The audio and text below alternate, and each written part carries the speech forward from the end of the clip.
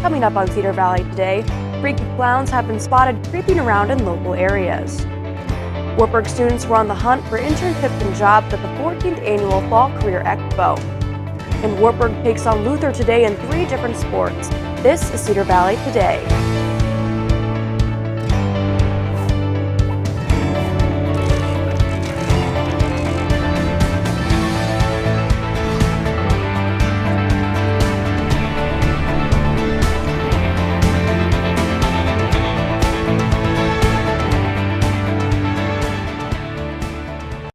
Good morning and welcome to Cedar Valley Today. I'm Kaylin Thompson.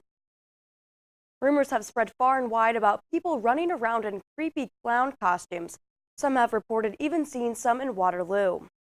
The Waterloo Police Department responded to several calls Monday night of alleged clown sightings, either by third parties or through social media. One report led the Waterloo Police to post a second officer at West High School to anticipate a potential clown attack. So I would ask the public to not overreact.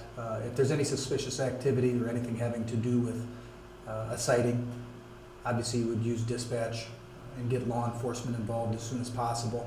Get as good a description as you can get, as silly as that sounds. And over the past couple of days, there have allegedly been some clowns sighted on Wartburg's campus. If you are outside at night, we remind you to be careful and cautious. And as freaky as these clowns are, a Connecticut man would say that there are much scarier things happening in the country right now. Bob Wilson has this story.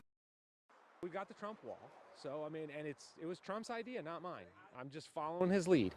And so we have the wall. It's 8 feet high. It's got barbed wire at the top, and then it's got various signs around it. This Halloween, there's extra spook and gore on North Main Street in West Hartford as a CCSU history professor has one of the scariest Halloween decorations in the city. It has everything from a screaming Donald Trump in his tower overlooking a wall on the Mexican border to a ghoulish Hillary Clinton riding a donkey bridled in chains. I'm an historian. I'm a teacher. I try and get people to think. They don't have to think what I think, but they just have to think. So Halloween is known as the scariest holiday of the year, but a lot of people saying the week after Halloween, election week, that's going to be a lot scarier. People from all over the state are coming here to take a look at the Halloween decorations, and they each have their own take on what exactly it means. We're from Canton, Connecticut, up the pace, and we just were told about it by somebody who lives here locally. Sort of tells both sides of the story in the wall. I was very curious about that. I think that was the part that was pretty unique. The traffic stopping display has cars lined up on North Main Street, many people taking pictures, some laughing, others scared by the political landscape in the United States. He certainly has his angle on it, and I like how he says to love not hate. I don't know what the future holds. I always, I know this. My politicians will never, ever disappoint me. They will always give me something to work with. And after the break, Wartburg College takes on a longtime rival. Stay with us.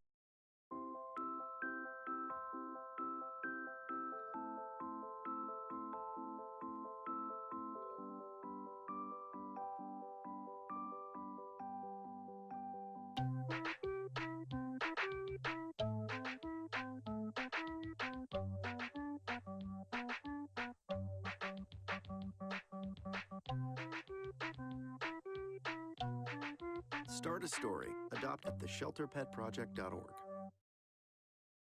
Wartburg College hosted its annual Fall Career Expo yesterday. The expo offered students opportunities to talk to businesses around Iowa about internships, jobs, and graduate school applications. Between 200 and 300 students attended this event. Throughout its 14 years, the event has grown from 30 employers to 72. The expo was not only meant for 3rd and 4th years, but also 1st and 2nd years as well. Everything from first years who are really maybe exploring majors to sophomores and juniors who are looking at internship and volunteer service opportunities, and then seniors who want to meet with graduate schools and also with employers about full-time careers. Another Career Expo will be held this winter. The Wartburg men's golf team finished up the fall part of their season yesterday. They placed 6th out of 7 teams at the Vitterbo Invitational in La Crosse, Wisconsin. The team golfed a total score of 677, or 101 over par. Junior Tanner Randall was a bright spot on the team. He tied for 9th place overall, shooting a 79 in the first round and a 78 in the second. Luther was also at the Viterbo Invite, placing 2 spots above the Knight. But in other athletic news, today is Beat Luther Day. The volleyball team and both the men's and women's soccer teams will face off against a rival with home court and field advantage later this evening. The women's soccer game starts at 5 p.m. at the Wartburg Soccer Field, with the men's game to follow. The volleyball team will take on the Norse at 7:30 in Levick Arena. Wartburg College Students Unite will be at all 3 games, handing out gear and cool cookies. All 3 games will be live on Night Vision. And coming up after the break, we'll take a look at social media. Stay with us.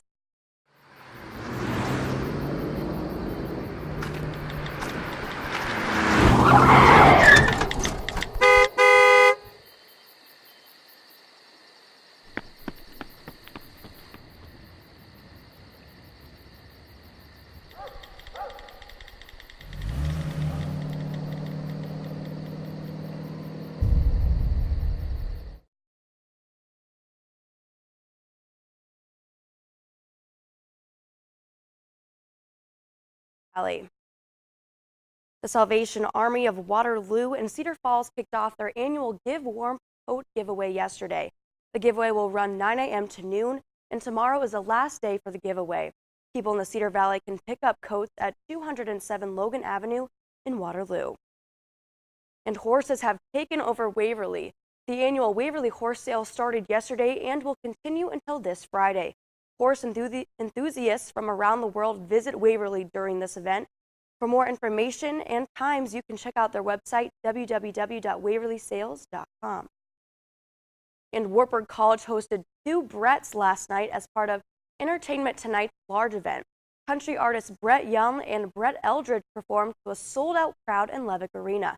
Many Wartburg students as well as community members attended and danced to the beat of the music. Now let's take a look at your local weather.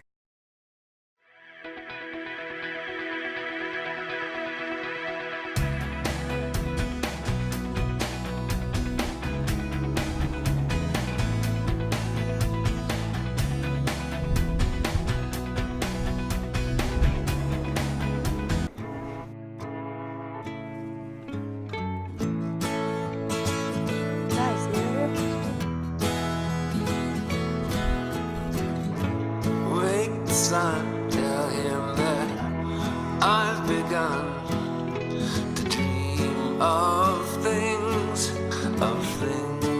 to come, and tell the trees not to look for me. I'm going to find some peace of mind. Wake the sun. Wake the sun, wake the sun, wake the sun.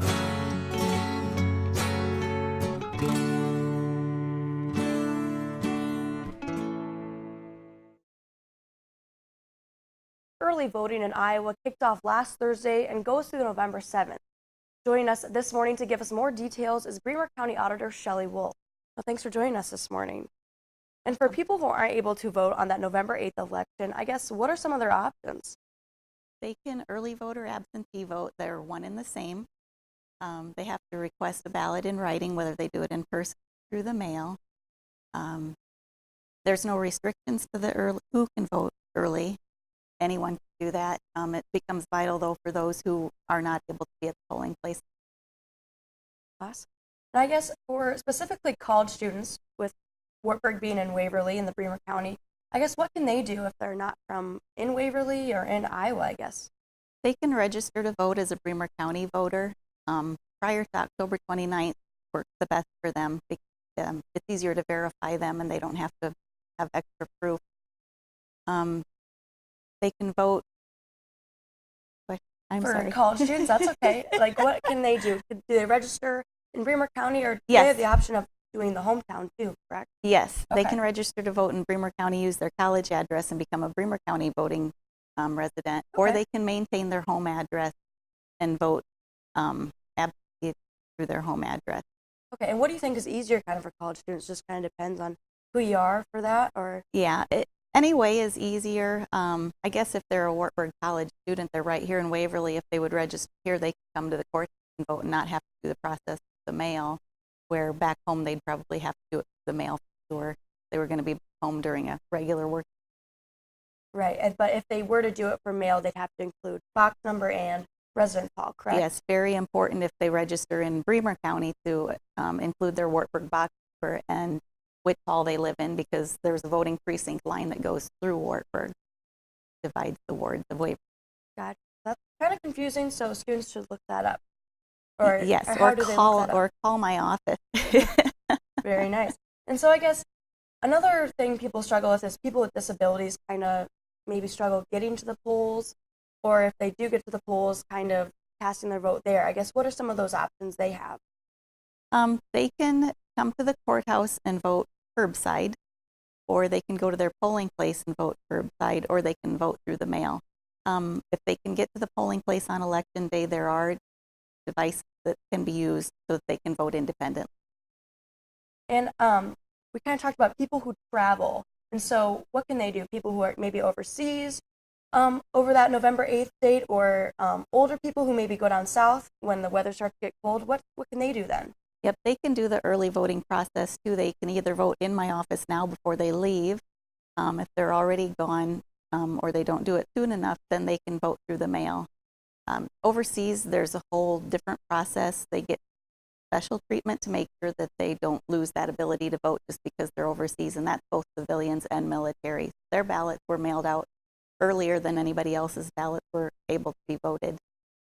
And just because I'm curious, with those early ballots, I guess what happens to them leading up to the November 8th date? The big question. We store those. They're sealed. The voter seals those, so they are never looked at or able to be accessed in any way. And we just store them in boxes, counted and labeled and everything accounted for until the day before the election. We have a team of both Democrats and Republican, just residents of Bremer County, who take an oath, who come in the day before the election. They open all of those, and then the next day they run them through the tabulator so that they're counted. But until then, they are stored in a vault in our office in a box, secured, so that no one has any access to those ballots. Very nice. So very locked up for that, but a very effective early voting process, though, nonetheless. So thanks so much for joining us this morning to give us that more information. We'll be right back.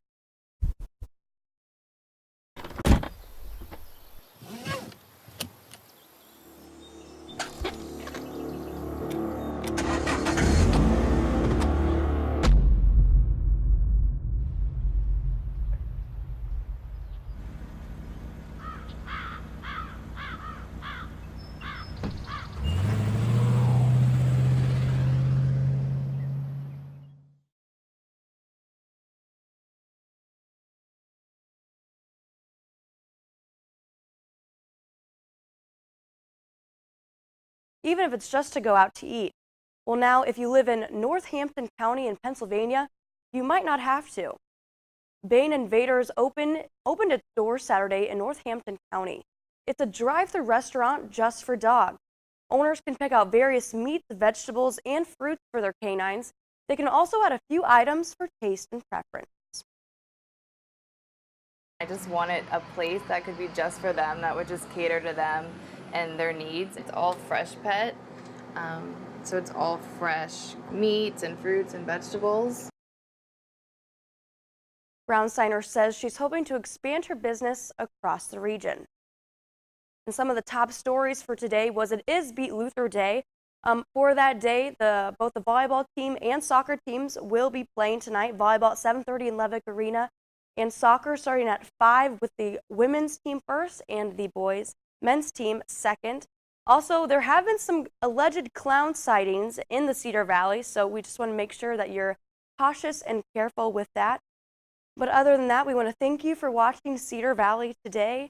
If you haven't yet, please like our Facebook page and follow us on Twitter for more Cedar Valley content. We also have the app that's available on the iTunes App Store and Google Play. Have a great day, Cedar Valley.